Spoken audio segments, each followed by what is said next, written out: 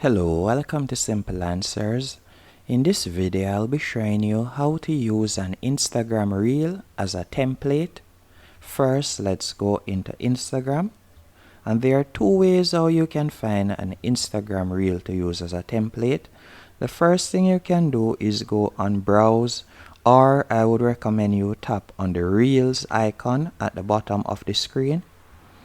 And from here, you can browse along the different reels until you find one that right above the username you will see use template, and you want to ensure that you like the video that you're watching, as your videos will look similar. So you'll simply tap on use template above the person's name, or you can tap on the three dots in the bottom right hand corner and tap on use as template. And there you will see some small boxes outlining the different timelines, and you will simply tap on add media, and from here you can add the media to different sections of the video.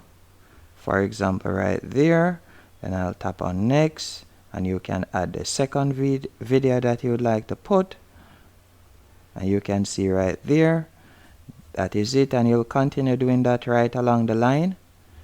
And that's it. Then you will be able to post your new Instagram reel. Hope you found this video helpful and informative. If you did, be sure to hit the like button and subscribe, and thank you for watching.